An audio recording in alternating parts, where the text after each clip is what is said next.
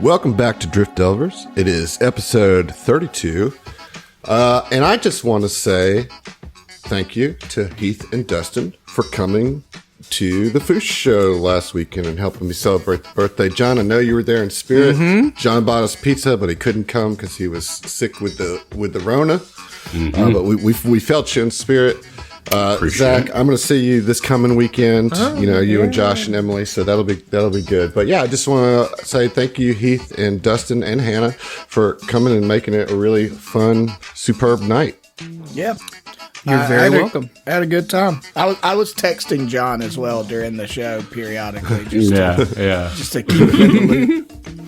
It was a good show. How was the next show? How was your next show, Adam? The next show was terrible. It was the worst.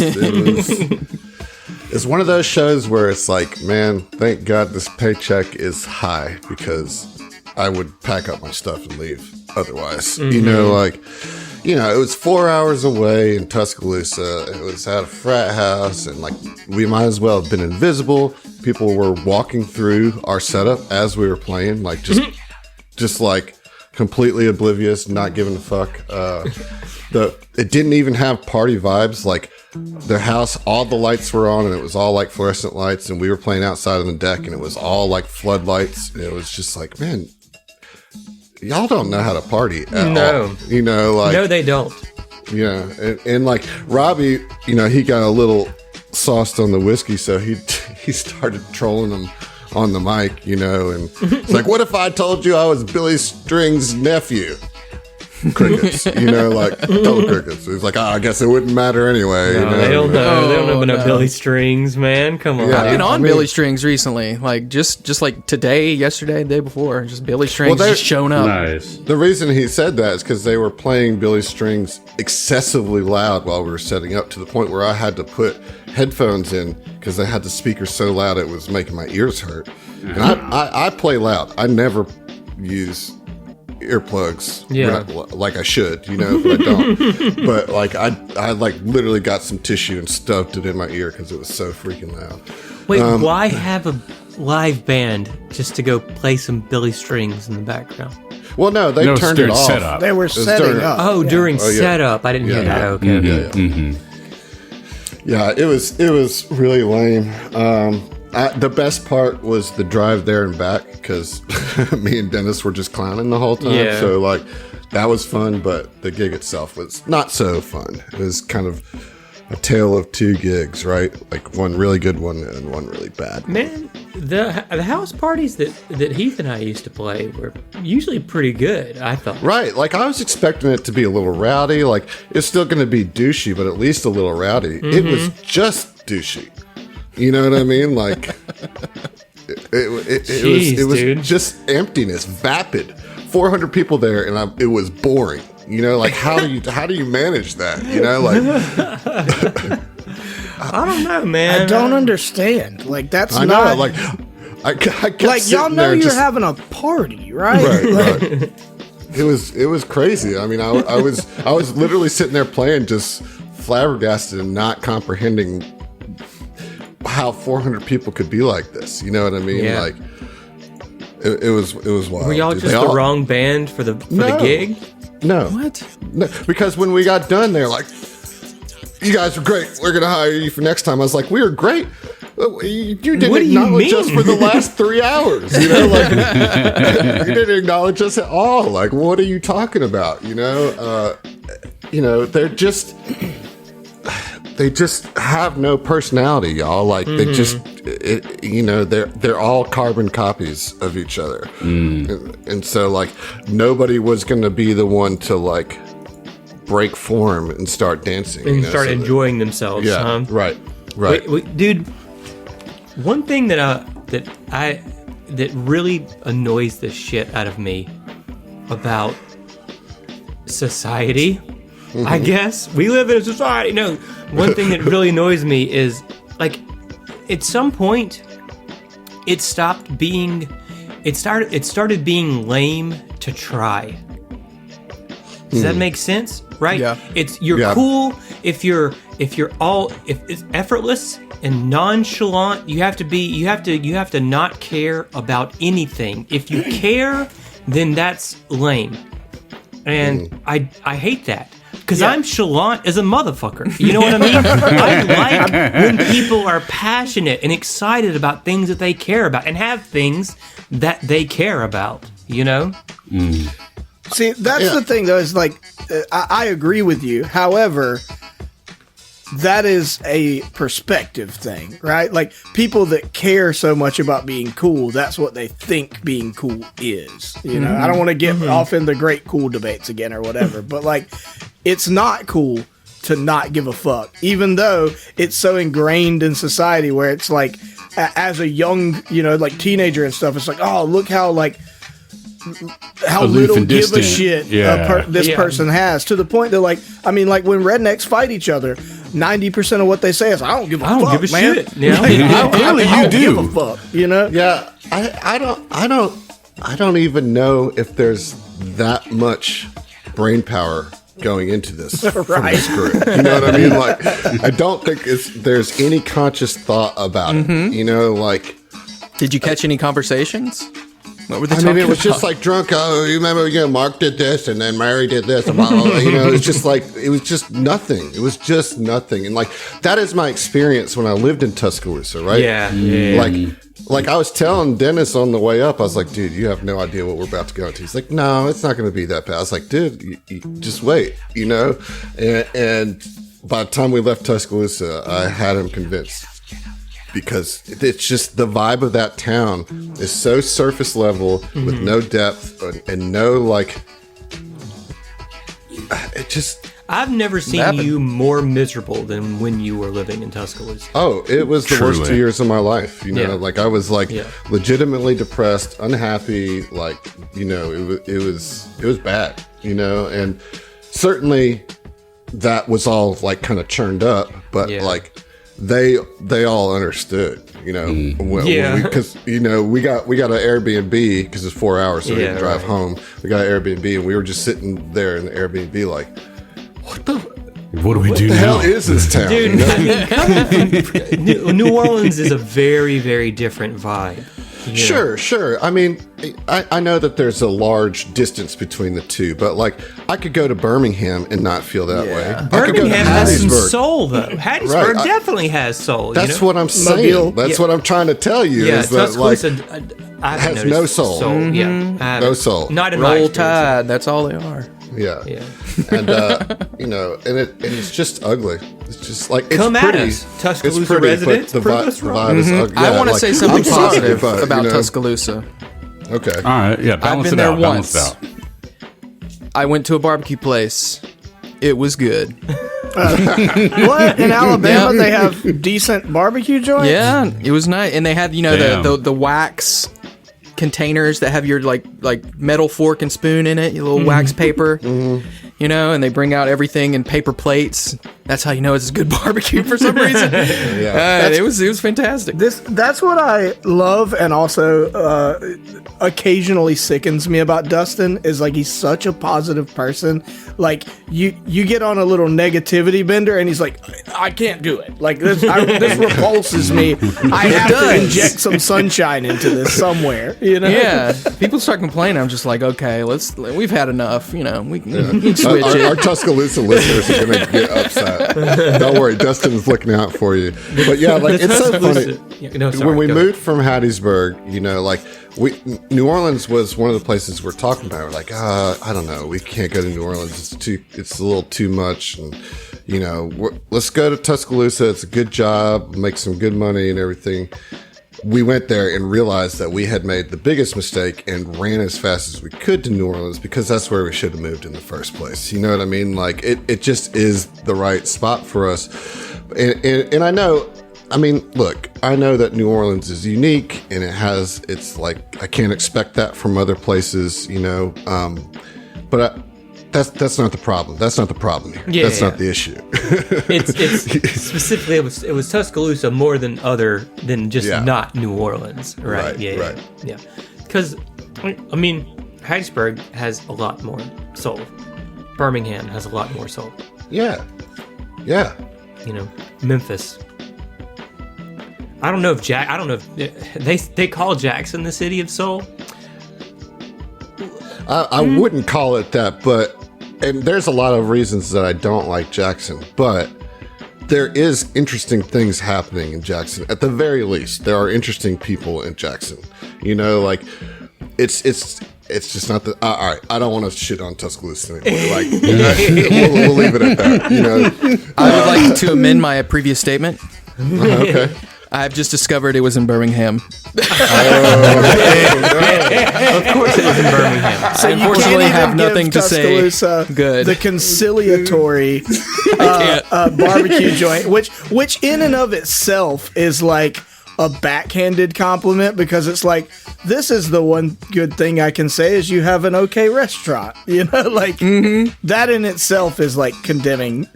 That's all you That got. should be the tried, minimum. though. He That should be tried. the bare minimum. I tried, standard. man. Just have And a it decent gave my restaurant. grandpa a lot of joy because he was a big Alabama fan.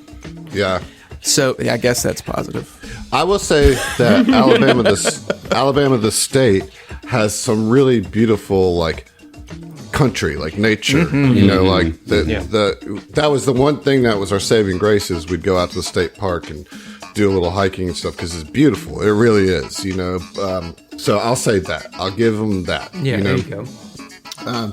I just do want to say, on the positive tip, that the food show on Friday night was dope, because we had the Maple Leaf packed all the way to the back the whole night, from like 11 to 2:30. Like, we had that thing packed and moving the whole night. It was awesome. I was moving and grooving. And it's interesting. The Leaf is such an interesting venue because it is narrow but long.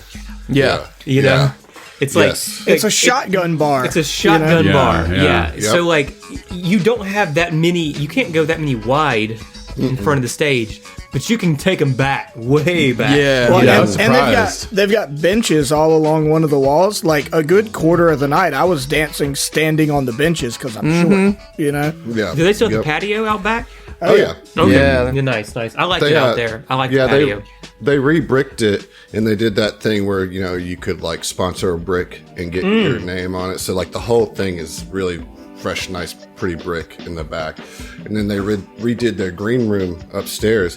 I mean, and it's swank. Like, you go up there, they got like a whole spread of food, a couple coolers of beer and water. Like, it's not, you know, it's not a bucket of beer. It's like, here's a couple Nutri-Grains, here's some candy, you know, here's some meat sticks if you want them, you know, like meat stick, yeah. That's fish nice, branded that's nice. meat sticks. Speaking of like bricking it up, that just which could go a totally different direction, but it's not going to. I wanted to say something positive as well. I've been working on, like, I bought a fixer-upper, a new house I've been working on pretty extensively for the last several weeks. I still probably got another month or two of work to do on it, but then I'll have a nice new place, right? But my like big deal before I like signed the contract and everything to like buy this house, I was like, if I'm putting pen to paper on this, my master bath had a little tiny like broom closet shower and a big old bathtub separately, and I was like, I'm taking that bath out, I'm taking that shower out, making it shelves, and we made a big like glass door like walk-in shower, you know. And they finally fit, like, we had people come in and do tile work and everything and install a light, and it's finally done. And the house itself might not be great, but that shower is gorgeous. Like, it is stunning. I'm is so surprise excited piece. for this shower, dude. I'm gonna spend my whole day in the shower. See, Well, As soon as I move in. It's just like showers are like very therapeutic for me. Like, if I'm having a Totally. really bad day or I'm feeling yucky, like, I'm gonna go take a long hot shower. Yeah. And like, I will feel Yeah, 10 totally. times better. Yeah, I do- take 2 showers a day. When I wake up, I end it with some cold water. Right after work, I take a shower. Yep, 'Cause it's I do the immediately after work shower Yeah. too. So I take a shower in the morning, and then I soak in the tub when I get off of work. That's what I do. nice. I soak. Oh, I there you soak. go. Treat Nice. yourself. I do dude. 20, 30 minutes just soaking, Yeah. man. So I can't imagine not having access to just having a shower. Yeah, ditto. Like, no, I mean- I need to soak my whole body in hot fucking water. I literally threw that bathtub out. Yeah. It was in my baths, yard it's a- for like 3 days. Zach, it sounds like you need to get a hot tub, brother. Yeah, I mean, for sure. Well, okay, so in the house where Josh and I lived, I called the master bedroom, you know, and it had a big like jacuzzi tub in it. Nice. And yeah, over the 4 years I lived there, I used that motherfucker all the time. No Oh, doubt. yeah. Yeah. Hell yeah. I got them jets like right on my butthole. It felt so good. Caressing my gooch and butthole. Sparkly clean. That's Can't why you be have to too take a clean. shower No, in you the can't be morning, though, too you know? Yeah. Oh, man. Well, speaking of holes, you guys just escaped a black hole? How about that? How Yeah, about good that? one. That's Maybe good. One your of the finest work. transitions of all time. Yeah, so like, you know, in a kind of climatic and cinematic fashion, you guys took down Cora, the AI, who had formed a body for herself, and you destroyed that body, and then leapt off the ship and spacewalked back to your ship. But Raya had a little trouble. She got knocked off course and was like drifting away, and then this like red orb appeared out of nowhere and then started unfolding into a flower, and then that started unfolding into like a butterfly moth thing, and it guided Raya back to the ship. Before we pick up there, I just want to pick y'all's brains. What did you think about the Cosmonastery arc? Well, that was some stuff happened. I can tell you that. There was things. There was some that things happened. going on there. Yeah, I mean, we don't have to recap like the all the story there, but you know, I know whenever I read that section, I was really looking forward to running it because I just thought it was an interesting concept. But I wonder how you guys felt about, you know, the uncovering the mystery part of it and all that kind of stuff. You know. Yeah. I felt like that we kind of honed in on what was going on faster than we were able to do something about it. You know what I mean? And so that was a little frustrating because I was like, I know what's going on. And obviously, it's real frustrating when you are trying to communicate to these individuals that, you know, you've got a cult taking over your shit. Right. There's And conspiracy, nobody wants to but- listen, you know? Right. That's tough.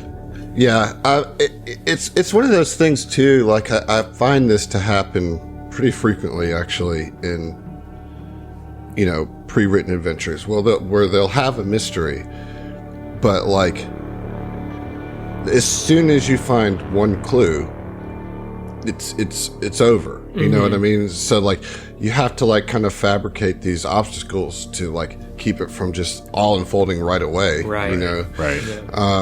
You know, and I do that to some degree of success. You know, it depends on the night. You know, I learned a lot from Redshift Rally because they had it figured out at the very beginning, and literally the whole adventure is supposed to be that, not just one section of the adventure. So I had a little bit of that, but I could tell that you guys were eager. So I did pull the trigger on a couple things a little early, so we could get into it.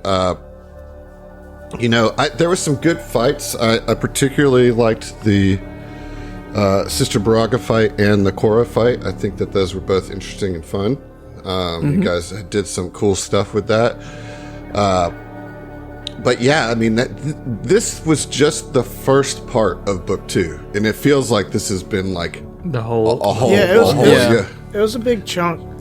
I think to answer your question, like we've already talked a little bit about, like I know I personally struggled a little bit with the motivations of the like cult and the people and stuff, and just like connecting to that and not writing it off as like y'all are fucking nameless dumb people, you know, like wake up to the truth, dummy.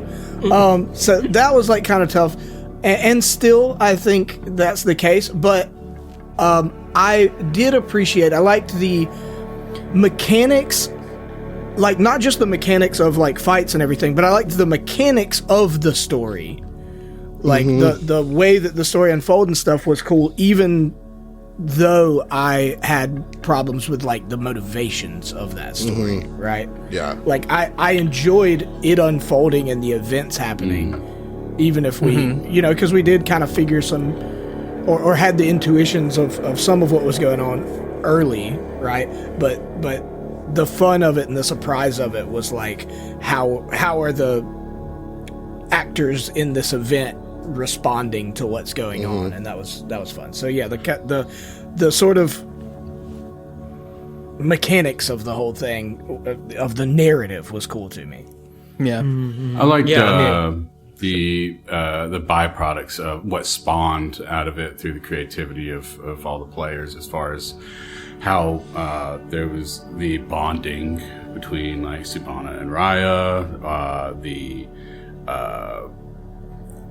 flashback with Sayun, and its deeper connection to this monastery and how he's trying to reconcile his own thoughts regarding this and what came out of that, how he became more determined not to, like, I guess, idealize the entropy behind the black hole. We also got like we got some cool shit, like a good flavor with Gildy's whistle popper. That's the whistle popper. Yeah, It's got some good stuff that came out of all this, you know. Yeah, I do think that this arc did give you guys some time, because it was slowed down compared to a lot of the other things that have happened, to where you guys could develop as characters a little bit, and you weren't just reactive. And it was kind of jarring, to be honest. Like, the last thing we learned and did before coming into this situation is we learned about the whole cataclysm that took place.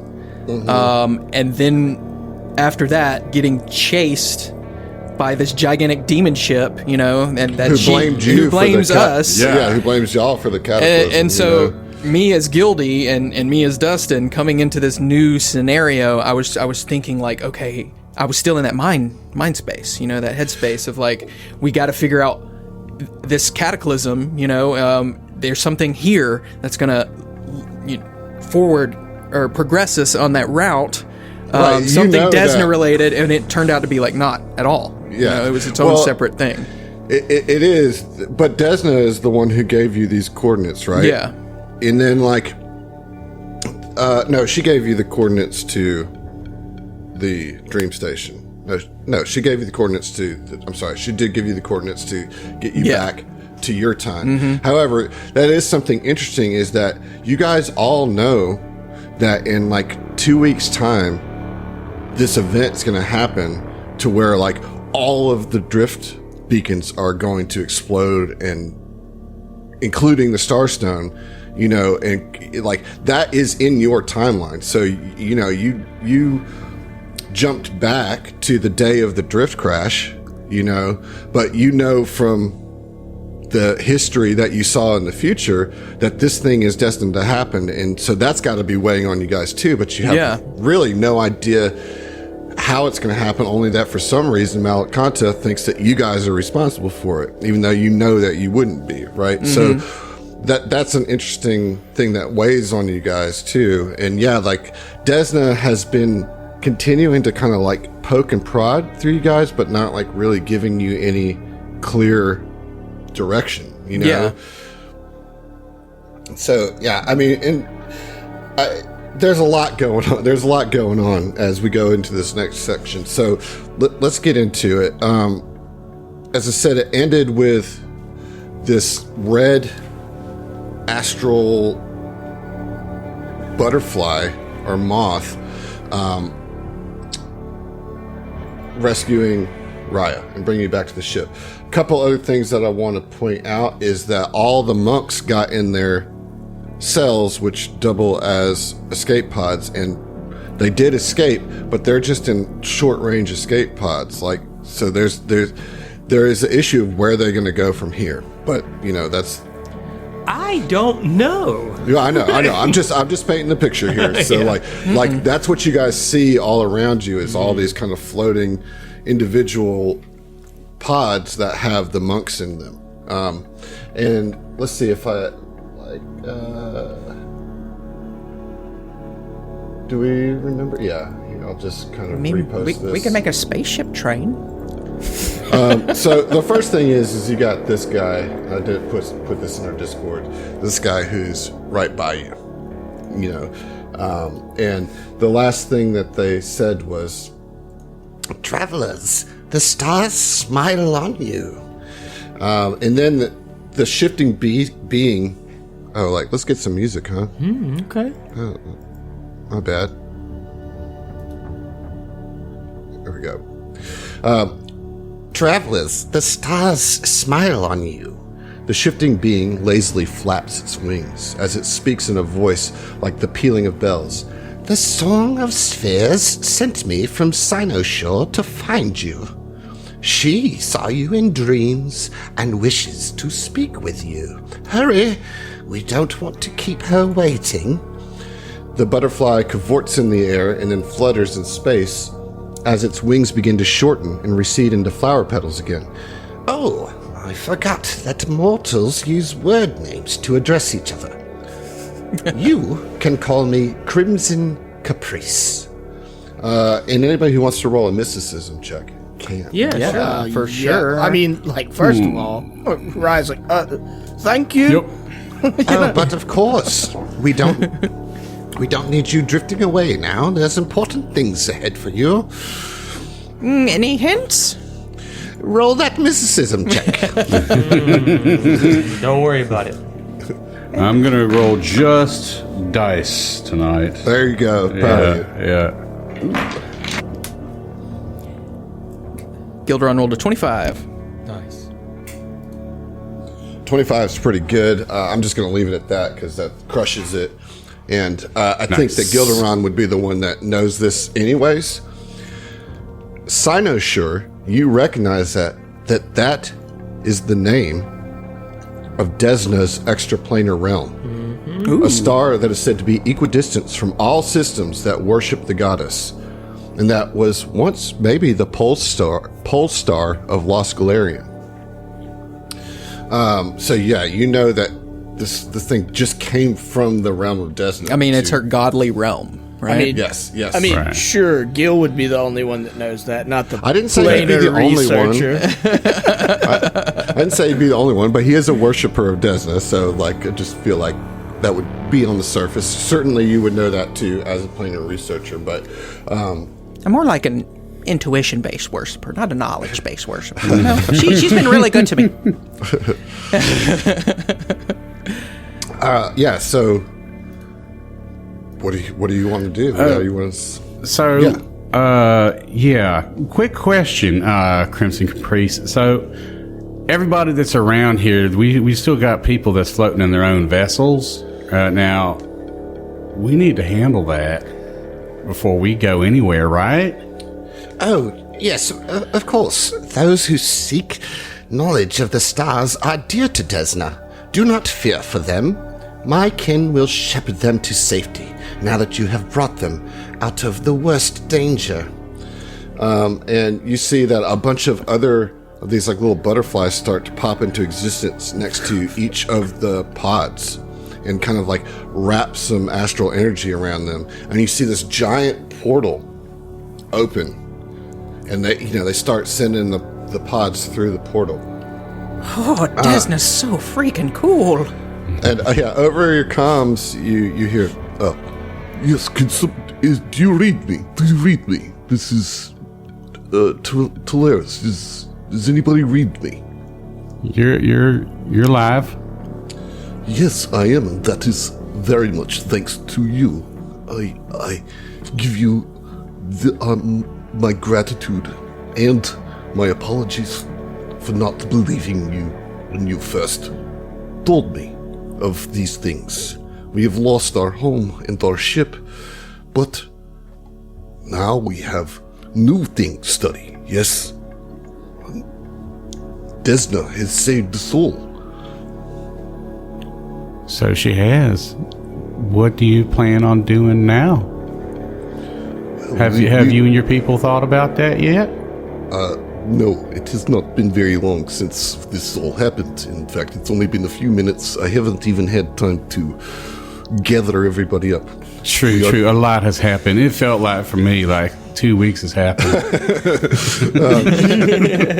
We are trusting in Desna that they are sending us somewhere safe. And Crimson Caprice is like, yes, of course. Do not fret. They will be safe and happy where they go. And the abbot's pod does kind of like a little swirl around your ship, like a really close flyby, kind of like, just a little flare thank you kind of thing. That says, Okay. If our paths ever meet again, and I hope that they do, drinks are on me. I'll have Triffy cook up something very special for you. Don't go chasing black holes. Yes. Yes, absolutely. Don't go chasing black holes. Just stick to the star systems that you're used to. Yeah, there it is. You took it. Yeah. I was going to say Star Nursery, but yeah.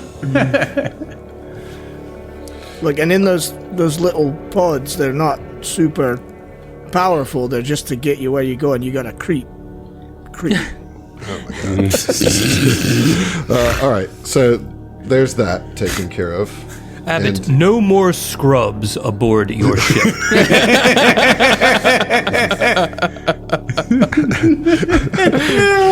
I don't want no scrubs. And by scrubs, we mean cultists who take your already questionable decision making and corrupt it and make you do dumb shit. I intuited what it was that you were trying to say. I'm afraid I don't have a song lyric. They used them all up. I don't know anymore. Just wait till we do the Sarah Bareilles. Oh, I got that. All day long. I have no. It'll just be you. I'll have a concert. Just me. You'll provide your own light show. That's right.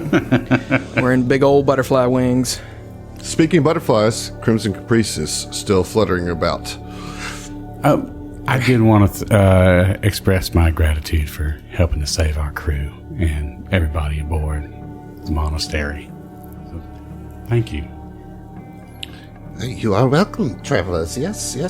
Of course. Now, we must hurry to her. She is awaiting you. Do we get the sense, I don't know, this just feels very magical. Like, is it like a physical entity, or is this like a illusion, or like, do we get the sense they're there? Doesn't matter. What does if you wanted Run to those shake sensors. the hand of the person who saved your life, Oh, okay. It does have a physical presence, although it keeps changing. It's constantly morphing between a flower and a butterfly. So it's just like, it is very magical for sure. But Yeah, and I think Raya just like sort of solemnly and slowly kind of like approaches it and says, I don't know, this may seem an outdated, non-Desnan symbol to you, but she like kind of puts out a hand to like touch it or like shake hands, just make contact somehow. That tickles. Yes, I appreciate it, but really, we must be off. No time like the present. Okay, Cece, let's go. Let's not keep Desna waiting. Oh, so you're ready then? Oh, all right then. Well, if there are no more questions, let us be off. Oh yeah. A question. You were you were trying to push us to be off. I mean, I didn't know there. Time for more questions. I mean, well, for one, we're actually going to the realm of Desna. Oh yes, she's very kind. When I was but a seed, she helped me so gently. She held me so gently in her palm. She is eager to meet you. Do not be afraid, travelers. I'm gonna go ahead and hit record on like any kind of sensor data as we go through, because that'd be fucking sweet. Yeah, we got to get the telemetry. Right. Get all the telemetry on this, yeah. Yes, Desna is not the sort to worry and ponder decisions. Life is short, and time is strange in her realm. She makes up her mind in a split second, and she has decided to ask you for help. We're here to help. We'll oblige. We know what's coming, and we have to stop it. Okay, that seems rather ominous. I don't know. I am just a messenger. Oh, I of figured you Desna. knew. I don't know much. As I said, I am just here on behalf of the Song of Spheres, of Lady Luck, the Resplendent, the Great Dreamer. Oh, You know, well, Desna. My word name is Gilderon Whistlepop. It is Oh, wonderful yes, to make I your know, acquaintance. Gilderon. Yes, it's very, very nice to meet you in the flesh, in the person, in the material realm. It's very nice, but it's a little stuffy. It's a little heavy. Yes. I don't really feel gravity as you might, but I will take your word for it. Yes. Okay, well, let us be off then. And Crimson Caprice kind of reverts back into a little red ball of light and zooms out of your ship to the front of the ship, and then does a huge oval, like makes the trace of a huge oval. And when it completes the line, space shimmers, and you see kind of like a translucent rainbow film in the center of this large oval portal. It says, well, there's no time like the future, present, and past. They're all one. You'll find this out eventually. But, all right. Okay. Off we go.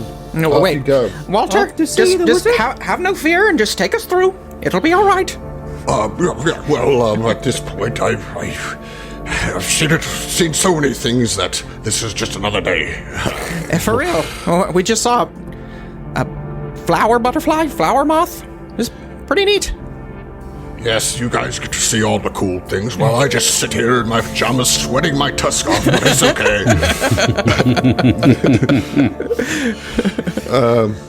Okay. Well, if there is nothing else, well, it's too late. Crimson Caprice is already flown out of the ship, and so Walter takes the ship into the portal, and it's just like, and like time like extends and dilates all at the same time. It's just, like it feels like it's going instantaneously, but that you are in this instant forever until you don't want to be anymore. So like, I do want to give you guys some time on the ship to, you still could talk to Lenny to see what the rest of the Singularity Protocol was. You could talk to each other. You could take 10-minute rest. You can do whatever you want in this kind of, we'll call it nebulous time. Nebulous pocket. time, you say. Nice. You don't say, sir. I do say. That taking 10 sounds good. Mm-hmm. Well, I think it's time I settle down and grow Yeah, I mean, old on the ship forever. It's like an old man at a lighthouse. There's nothing left to do. Let me just go stare at the sea. Recommence the bleaching. Exactly. Yeah, I'll take a 10-minute rest. I think. That's a good yeah. idea. Like, first, Yeah, definitely. I'm going to do that as well. You Catch Oh, Jesus, I need to sit down for a little bit. Oh, Jesus. Oh, who's this Jesus? Oh, Desna. Desna, I need There to sit you down go. for a bit. Yeah. Okay, so you guys can all take the 10-minute rest, spend the resolve if you want, get your stamina back and all that good stuff. You could go to the doctor and get some healing done. Basically, everybody can get 2d8 worth of healing if you need it. And then, you can talk to each other. I mean, a lot has just happened, and you're presumably going to the realm of Desna. So I just want to give you a chance to speak to each other before throwing you into the next crazy thing,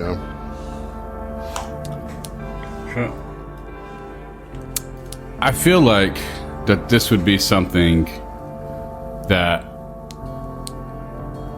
Sibana would probably approach Gilderon, basically because of the fact that this is as close as we are going to be getting to Desna, because of the fact that this, I feel like she would want to approach Gildy to ask, okay, well, I mean, okay, yeah, I'll just do it. And so you're just gonna approach Gildy and say, hey, Gildy, you got a moment? Sure. We got infinity amount of moments right now. True. It's all nebulous, right? So we're about to approach Desna. I mean, you seem to be pretty familiar with her. No. Is there any?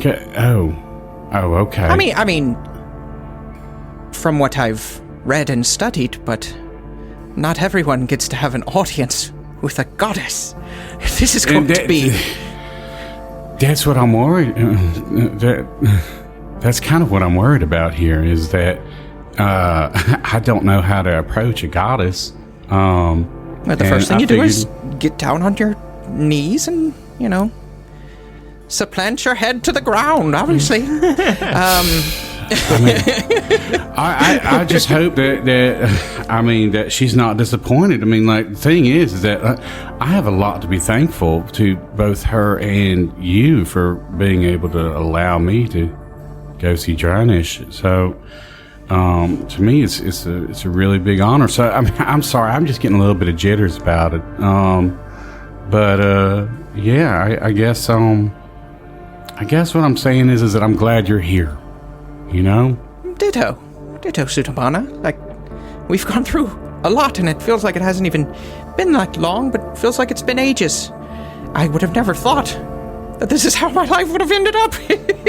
We're going to see a goddess. I'm nervous too, but it's more nervous excitement, if you know what I mean. You're quite excited. I'll give you that. Are my colors flashing? Yeah. You're quite the flashlight right now. But I would say just be true to yourself. Don't try to hide your true feelings or thoughts. I doubt you could hide anything in the presence of a goddess, and plus she's shown that she is on your side. She's allowed me to facilitate you reuniting with your love. So I don't think that is the move of a malevolent. Yeah, it's Desna. Everyone knows. Right. So she goddess needs our mortal help. What could she need our help for? I can only handle one crisis at a time. I really hope it's the same crisis. It's just all one big crisis. What kind of crisis, guys? Right, yeah. What kind of calamity is this? For real. It's almost there. It's on the tip. Yeah. So we'll find out, and that's all I had to say on the subject. All right. I don't want to lead you guys, but I feel like you guys were really interested in Lenny. what Lenny was. What Lenny found. I just wanted to throw that out. Yeah, we definitely want to know what's going on. That air gap terminal and yeah. So you guys the head on that? Let's just get that debrief. That's from right. the Leinster. I think we all need to know. I feel like he would probably want to come to us to give us this valuable information. I want to know the information. I feel like Raya, having just kind of gone through some shit, it's I'll go and listen, but it's not. Now that we fixed the situation, I'm not really that worried about it, and she probably kind of just wants to go be alone for a minute after almost dying. Yeah. But she'll go through the debrief just to hear it and not have to role play you guys retelling me later. If nothing else, I think we'd shoot a text to Lenny and say, what did you find out? Yeah, he's like, listen, I guess meet me in the galley. I'll go in the lounge. Let's do the lounge. There's more seating in there. And so you guys go to the lounge, and he's sitting there. He's like, all right, well, like, the big news is that the Singularity Protocol was to, like, sneakily deviate the flight plan into the black hole. And as he says that, you see the Cosmonastery finally get sucked into the black hole, and it just crumbles. I mean, and it gets sucked into the blackness and is gone. No trace. He says, but the other thing is there was like this other little part of the file that I'm not entirely sure what it means, but she made copies of her intelligence. Oh, of course she did. And I don't know if it all went down in the ship, but her plan was to send the ship into the black hole and send herself somewhere else through these copies, right? I don't know. I don't see any traces of her in our ship, in our computers. I've done a thorough scrub. If you guys want to try again yourselves to be sure, that's fine, but I really don't think that she's anywhere in our ship. But who knows? I mean, things have been going crazy for the last week or however long it's been. I don't even know. So stranger things have happened. But I just thought you should know that that's part of the Singularity Protocol, and I don't think anybody knew about that but her. And there's no indication where she was sending these copies? I mean, she wanted to send them everywhere, but you guys did kind of disrupt that. Her attention was focused on you, so I don't know if she did send it anywhere, but she probably did. But I can't for the life of me trace any of it, And Sibana, I just feel like she's not really saying anything about this, but she's very much kind of in a pensive kind of, just thinking about like all of those cells, all of those escape pods would be the perfect spots for them. They could just be on any one of those and go anywhere. Yeah, I mean, like, if this was a movie or a book or a holovision show, that's Chekhov's chorus multiple personalities right there. Like, Right. We don't know that they got out anywhere, but the fact that they could have in a TV show, it would set up a perfect recurring villain arc, But we already have one of those. It's a good thing this is real life and such strange fiction never occurs. How many crises can there be?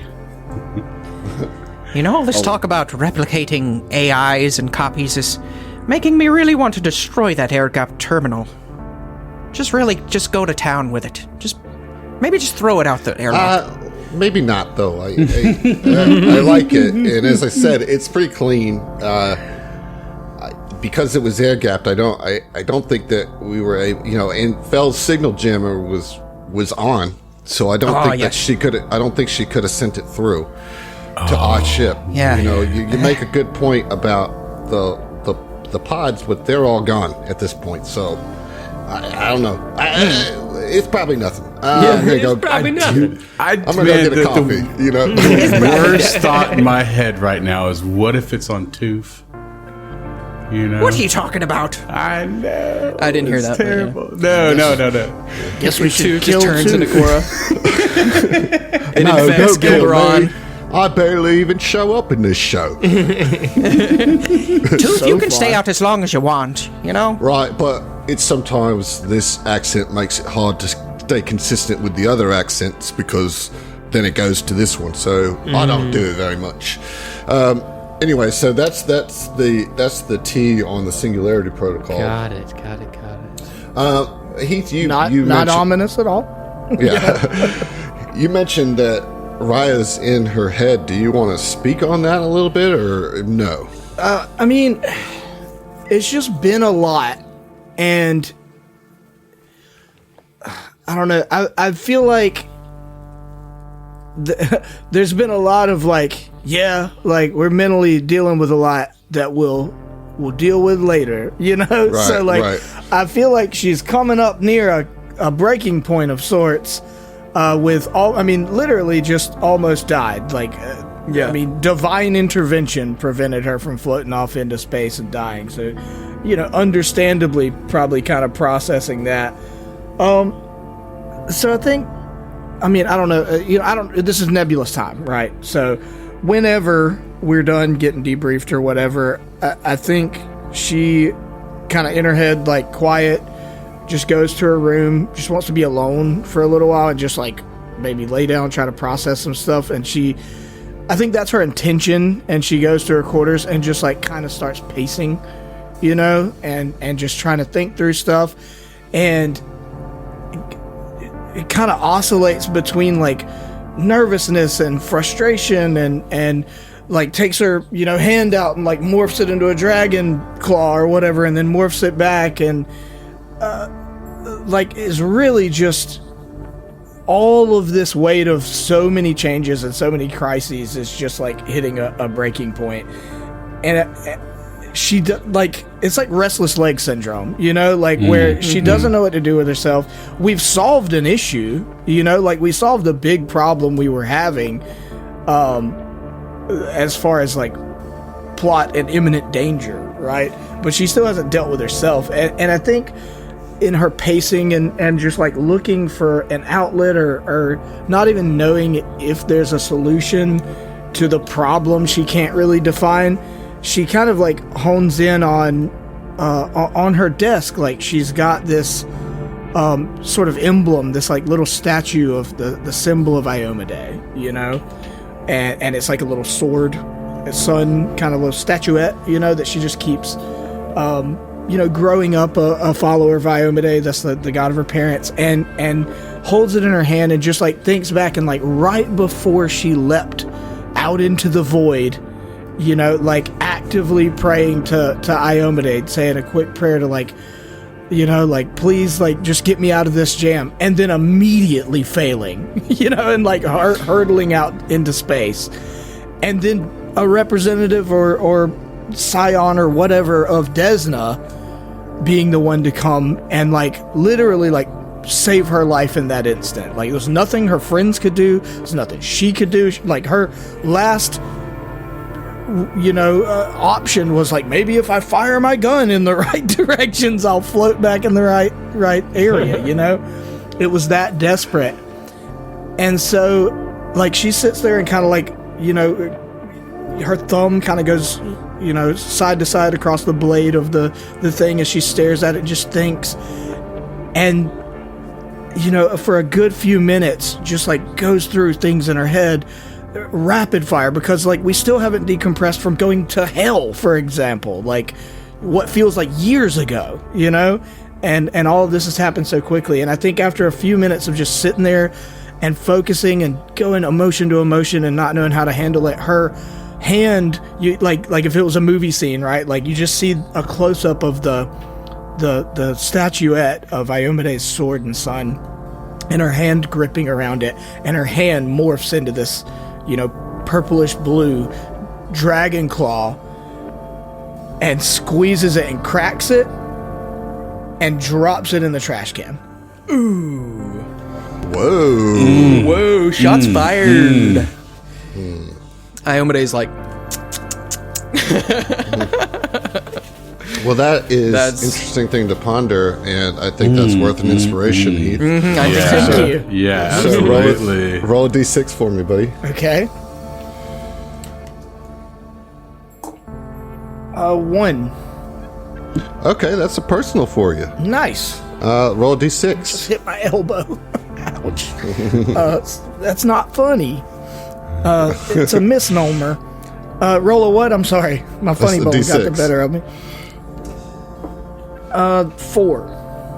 All right, this one is for Shan, or from Shan. Hey, what up? I think that Shanaland. this is probably a good time for you to get this one. Oh, cool. Nice. some positive affirmations for Raya. Your Audi is incredibly intelligent. Your Audi. No, I'm just kidding. It says you are Raya. You are incredibly intelligent. You are loved and adored by many. You are absolutely stunning. You are very fit and well-adjusted. This really does sound like the Audi facts. For real. How restorative this is. Yeah, this is a wellness session for you. Your dragon parts are cooler than cool. Ice cold. All right.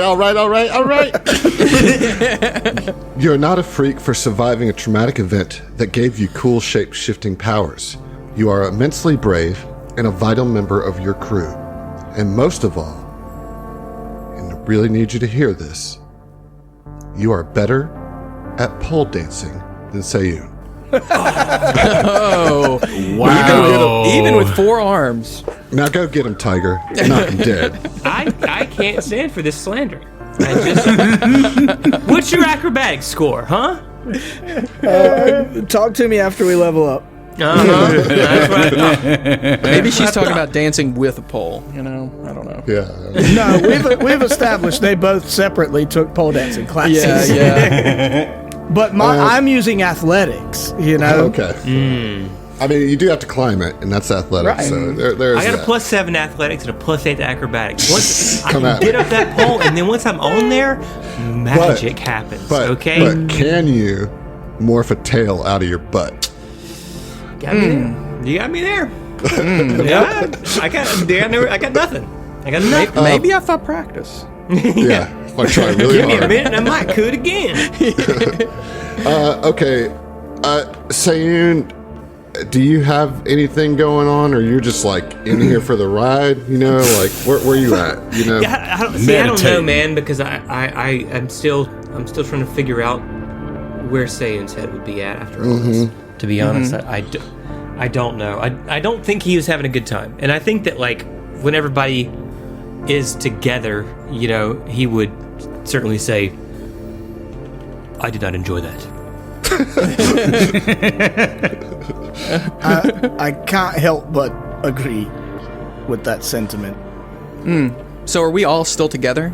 It can be. Yep. Well, now Nebulous, man. It would be later. Like we, you know, take some time, get a shower, whatever. Yeah. You know, get to feeling a little better, and then meet back up. Yeah, I mean, I would like to speak with Raya for just a second, you know. Nope. And you missed your wherever. chance. So where are you, Raya? Well, hold on. There's still a conversation happening Let's between one Sayun thing at a and time. I mean, that's. That was the it. extent of it. I just didn't enjoy it. Yeah.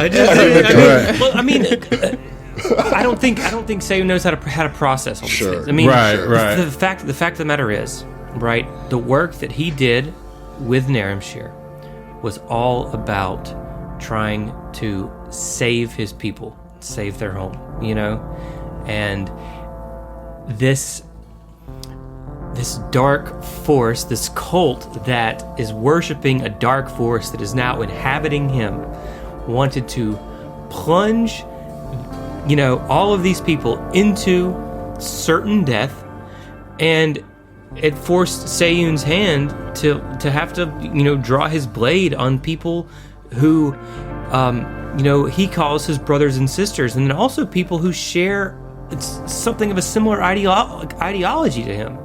You know, these are not the people that Sayun ever wanted to be fighting, and it's not the cause that he ever wanted to be fighting against, right? And so I think he's deeply conflicted, but has no idea how to express it, convey that to anybody else. You know, I don't want to say he's just in his own head, but certainly. You know, I mean, he can at least muster up to let everybody know that he's not, you know, not cool with how everything ended up. And certainly, I'm just saying, character, I am glad we were able to prevent a worse catastrophe. But I am left unsettled after the results of our adventure, let's say. Yeah. it doesn't sit well with me either, especially after what Lenny had to say about all that. And y'all, it got really overwhelming. There were times I don't think that we could have. Desna aside, I don't know how we even survived that. Things got busier than a bastard out there, and frankly, it's amazing that we're still here. And speaking of Desna, now this divinity has summoned us to her realm. I still got the jitters on that. And at that... Oh, wait, you wanted to do something with... I'm sorry. Oh, Okay. yeah. Just short. I'm just imagining, like, we're getting ready to go to sleep or something. I don't know. Is it time to do that? Are we actually spending the night and waking up, or No, but you can... as I said, you can take 2d8 of healing and you can short rest. Okay. Well, I just find Raya wherever she's at. Maybe she's in her cabin. And I, knock on the door. Maybe it's half ajar. I'm just say, knock, knock. Yes? I'll be short. Too late. Yeah! And he goes for a high five. And she That was a good one. brings it down, yeah. It's sometimes the most simple jokes that are the best, I'm finding, recently. But I've been thinking about something. I keep staring down at these wrists, at these bracelets. They just don't fit my vibe. And I've never used them. So I just thought you might want them. You would probably have better use than I. And I'm going to give you the crimson bangles. Oh, are you sure? I mean, sure, you may not have used them yet, but you haven't had much time. You could still try them out.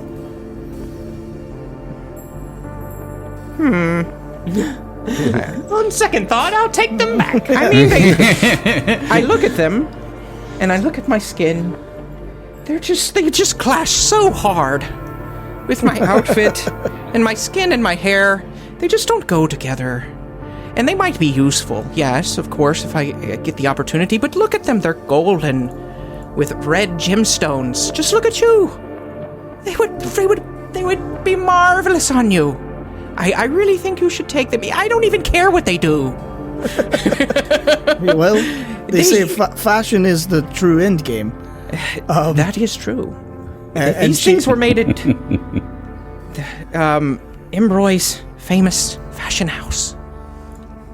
Yeah, and you can see she's like both touched, like appreciative, but there is a little twinkle of like greed there. Like she wants some, but it's like, I think she places her hands, like one hand on top of them and one underneath yours, and just says, I'd be lying if I said that I don't want these. I do. They seem quite interesting, but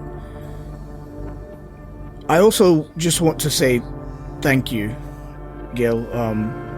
It means a lot. I know we haven't had a lot of time to speak personally, the two of us, so thank you for thinking of me. You're welcome. Slaps them puppies on immediately. Yeah. You're a beautiful, up-and-coming young woman, and I just think that these bracelets would look marvelous on you. Oh, thank you, and hopefully they'll also be, useful in what I presume is lots of combats to come, because at this point I don't expect that we're gonna get any more of a reprieve than whatever this nebulous, timey-wimey situation right now is. I sure do hope we get a reprieve within Desna's realm, but at the way things are going, you never know. Yeah, and at that, Crimson Caprice is like, All right, travelers, it is time. and with a whisper of hidden wings, the Primarana emerges into atmosphere above a world both serene and strange. Dusky glades, crystalline forests, and clear pools stretch beneath the lavender sky of perpetual stars. A cityscape of fluted crystal towers and domes rises from the tranquil landscape, forming impossible configurations of breathtaking beauty. At the center of this glittering city stands a palace of iridescent crystal crowned with 7 spires. Crimson Caprice guides your ship to a spaceport decorated with twinkling star-like motes of light. When you disembark, more of these motes surround them, and Crimson says, You are among Desna's chosen travelers. These motes mark you as such. Hurry, she is waiting. And Crimson Caprice performs a graceful twirl and flies through the starlit street, leading the way through a sprawling span of marble and crystal where travelers from other planes go about their business, some with familiar appearances and others completely foreign. You're walking down the main thoroughfare. It's called Midnight Lane. Midnight Lane is the collective name for the connected green spaces throughout the city, meeting in the center to form a park and water gardens, where crystal and marble fountains rise from ponds overgrown with water lilies. It's also a bowling alley. Black swans glide over the water like dancers. Night-blooming flowers grow in the park, forming a forest of blossoms around the many footpaths. Tight. Caprice leads you through all this to a cafe. And this cafe is located on the edge of Midnight Lane. This rustic cafe is surely one of Cynossure's social hubs. There's tiered co-op gardens surrounding the eatery, and it serves as its primary source of ingredients for this cafe. Ooh. On the balcony, seated among lush flowers and fluttering butterflies, you see an elven woman with dusky skin, a waterfall of midnight blue hair, and expressive silver eyes. Do what? Do what? This elven woman with dusky skin and this waterfall of midnight blue hair and expressive silver eyes leans in and smiles, kindly at the server, depositing a tray of fluted glasses at her table. She wears a diaphanous sundress cut in trendy, asymmetrical style, and her bare shoulders are dusted with glittering freckles that give off the faint glow of distant stars. Earrings fashioned to look like colorful butterfly wings dangle from her ears. She waves, and suddenly there are enough seats and place settings around her table to comfortably accommodate everyone. Thank you, Zuli. And welcome, travelers. And we'll see you. Oh, nice. Did y'all know? I didn't know. Did y'all know? I had my Zoom minimized because I was trying to look through shit, and I was like, I thought you like posted a picture or something. I was like, what are they reacting to? Like, I didn't get the picture. Thanks for listening to the STF Network. If you want to hear more from us, check out our other Starfinder and Pathfinder shows at the STFnetwork.com. That's thestfnetwork.com. And support us on Patreon to listen to our bonus podcast, including our homebrew adventures and Tom Talks, our behind-the-scenes show. Stay groovy, possums.